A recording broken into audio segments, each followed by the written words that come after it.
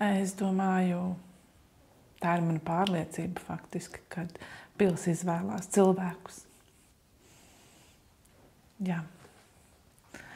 Ir nākuši cilvēki, kas apgalvo, ka viņi ir vēlējušies šeit nokļūt daudz gadu garumā, mērķtiecīgi uz to ir gājuši. Un tad, kad šeit ir nokļuvuši, spēja noturēties labi nedēļu. Un ir cilvēki, kas ir mēģinājuši iet prom no pils ne tikai vienu reizi, pa 2, pa 3 un vairāk reizēm, un vienalga ir bijuši spiesti atgriezties kaut kādu iemeslu dēļ. Pils nepalaiž vaļā tāpat vien, ja tev te ir jābūt.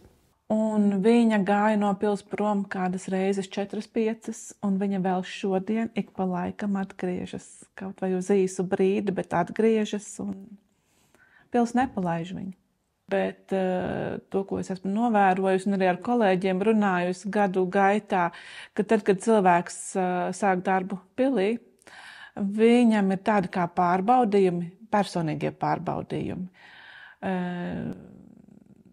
Vai tu spēsi izturēt, vai tu varēsi? Un ir cilvēki, kas salūst un nevar un aiziet, un ir tie, kas aug ar katru reizi, ar vien vairāk savā tajā dziļumā, spējā, un strādā, un vai iet un nāk atgriežoties, vai vienkārši turpina strādāt. Jā, jo pils ir tāds pārbaudījums cilvēkam. Un, ja ir kaut kas dzīvē, ko tu nevēlies darīt, ar ko tu nevēlies saskarties, tad pilī noteikti tev nāksies tam stāties pretīm un risināt. Piedod gan. Piedod, audzina. Ir arī reizēm kā patvērums kādam. Jā, bet ja tu šeit neiederties, tu šeit ar varu nevari palikt. Nē, vienalga būs apstākļi, kad, lai kā tu gribētu, nesanāks. Es atnācu šeit strādāt, kad man bija 30 gadi un bērni bija maziņi. Tagad visi jau lieli un savās dzīvēs. Visa mana ģimene ir tāda kā caurausta ar pils stāstiem, ar to, kas šeit notiek. Manī viena liela daļa ir pils. Viennozīmīgi tas ir veidojis arī manu bērnu raksturus, attieksmi pret lietām, pret vērtībām. Viņi ir arī līdzīgi auguši ar to visu, izauguši tajā vidē. Viņiem ir tas tāds skaidrs ar attieksmi pret svarīgām lietām, ar ļoti taisnīgs cilvēks, godprātīgs, tajā pašā laikā ar ļoti stingru nostāju, ar zināmiem kārtības un nosacījumiem, kā šeit būs būt. Tāds, kā kādreiz teica, kārtīgs saimnieks sētā. Tāds cilvēks būtu pils. Bet tai pašā laikā ar tādu vieglu māksliniecisku piesitienu. Bet kāds to visu dara? Kāds par to rūpējās gan ārā teritorijā, gan telpās? Tāpat, lai šis organisms funkcionētu, kādam tas viss ir jāizplāno, jāorganizē, jāapmaksā, jāveic maksājumi. Tas viss ir šo neredzamo pils kolektīvu darbinieku darbs. Tas ir liels darbs, un cilvēki šeit to dara, manuprāt, atbildīgi, viennozīmīgi katrs. Man spēku dod daba, un šeit parks ir skaists ar seniem kokiem, lieliem, kur tu vari atrast vienmēr vietiņu nomaļāku, kur tu vari piestāt, atspiesties, padomāt, nomierināties, iedvesmoties, sapurināties. Viennozīmīgi dabā, laukā, parkā. Jā, es vienmēr esmu pili uztvērusi kā dzīvu organismu. Vienmēr ienākot pilī, kaut arī tur nav neviena cilvēka, es sasveicinos. Un aizejot projām atvados. Un man ļoti patīk braucot mājās atskatīties. Tā apmēram, viss ir kārtībā. Tad līdz rītam vai līdz pāris dienām. Jā, bet tā kā ar tādu mīļu, tuvu cilvēku. Man ļoti patīk pils, vēl tad, kad es šeit nestrādāju, es braucu uz pasākumiem un vienmēr nodomāju, cik šeit ir skaisti, cik šeit būtu brīnišķīgi strādāt. Un tad, kad es nācu šeit stāties darbā, es pilnīgi neticēju tam, ka tas tā var notikt. Jā, un tad, kad es šeit sāku strādāt, es biju sasniegusi to, ko es vēlējos. Kaut vai tas arī bija tāds nejauša vēlme, būtu šeit skaisti strādāt, bet tad, kad šeit nokļūsti, tad tu saproti. Bet tas nebūtu nenozīmē, ka šeit ir viegli. Nav viegli. Pils man ir viennozīmīgi veidojusi kā cilvēku, kā personību. Ja vecāki man izaudzināja līdz kaut kādam tur pilngadības gadiem pieņemsim, tad pārējā laikā lielāko daļu mani audzināja pils.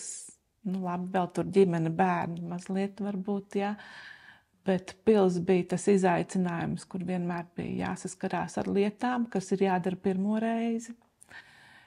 Daudzkārt pārkāpjot pāri savām robežām, ko it kā tu domā, ka tu nevari. Ir jāķerās klāt un jādara.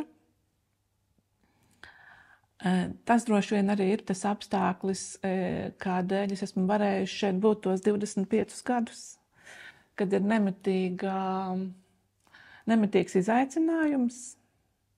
Laiki mainās, tehnoloģijas attīstās, uzstādījumi mainās un visu laiku. Neviens tev neko priekšā nepasaka. Tev pašam ir jāmeklē, kā tu varēsi sasniegt šo vai to lietu, kā tu to atrisināsi. Un tas ir tas izaicinājums. Jā, un tad tāds otrs aspekts, droši vien, kāpēc es šeit esmu tik ilgi, ir stāsts par vērtībām, ka tās vērtības, kas valda šeit, pilī, saskan ar manām personīgajām. Tā kā atkal, ja tu jūties daļēji tā kā mājās. Un arī mājās, ja tev nāk priekšā grūtības, tu jau nebeidz no turienes. Tu viņus vienkārši ņem un risini. Un līdzīgi arī ir šeit. Tu vienkārši risini. Pārmaiņas laikam ir mans tāds mīļākais vārds, jo pārmaiņās ir interesanti. Un tad, kad es studēju, es arī savus studiju darbus izvēlējos saistīts ar pārmaiņām, jo man tas ļoti patika un interesēja. Kā tas ir, kad cilvēks mainās, lietas mainās, vietas mainās, un ka jebkuras pārmaiņas var būt ļoti grūtas, sarežģītas, bet viņas var būt ļoti interesantas un vieglas. Un tas ir tad, kad tu nepretojies, bet kad tu plūsti ar to straumi, sadarbojies un meklē risinājumu.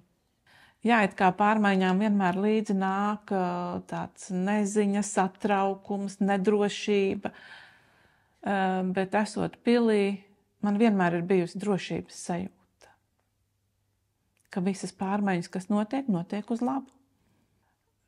Mazāk labi jutīsies šeit tāds patērētāja tipa cilvēks, kas atnāk ar lozungu, man pienākās, es gribu, dodiet man. Bet tas jau nav šīs vietas mērķis apmierināt šādus prasījumus. Bet cilvēki, kuri nāk ar tādu vēlmi izzināt, sajust, iemācīties, izbaudīt, tad man liekas, tas ir tas mūsu ideālais apmeklētājs, un tad gandarījums būs abām pusēm. Vienmēr jautā par spokiem, vai spoki jums ir. Mums šeit ir braukuši dažādi spoku mednieki, meklētāji, vienkārši entuziasti, tad ir tādi, kas ar savām sajūtām, ar kaut kādām šamaniskām izdarībām mēģinājuši kaut ko atrast, ir tādi, kas brauc jau ar kaut kādiem tur nopietniem instrumentiem, mērīt enerģētikas un tā. Bet ne no viena no visiem šiem meklētājiem īsti es neesmu saklausījis, ka viņi kaut ko šeit būtu noķēruši, atraduši vai pamanījuši. Bet ir tādas citādākas situācijas, kad cilvēkiem ir nācies ar kaut ko netik saprotamu saskarties negaidot. Un tad tie interesantie stāsti, un tas atkal, man liekas, ir stāsts par to, kad pils pati izdomās, kad tev dos šo interesanto sajūtu, ka tu to varēsi nomedīt un nobaudīt. Un jā, ir darbinieki, kuri ir izbaudījuši šādas tikšanās, nezinu, kāda apstākļi tur ir ietekmējuši to visu. un cik tajā visā ir kaut kāda, teiksim, tur tāda izskaidrojums vai kaut kas, vai cilvēki vienkārši sajūtas vai emocijas. Bet jā, ir kolēģi, kur ir bijuši krietni nobijušies par šo. Un tad ir bijis situācija, kad vienreiz mums izdevies ir nofilmēt video novērošanas kamerai kaut kādu šādu mistisku spokošanos, kad pat vīri, kas bija tādi ļoti iesmēja par šo visu, kļuva domīgi un nebija gatavi iet pirmie pa šīm durvīm ārā. Tagad tā. Es pati neesmu ne ar ko tādu saskārusies, bet kādreiz savā starpā kolēģi runāja, kas bija pamanījuši kaut kādas sakarības, kad kaut kādas tādas neikdienišķas lietas sastop vai sajūt tie kolēģi, kuriem drīzumā ir laiks doties tālāk.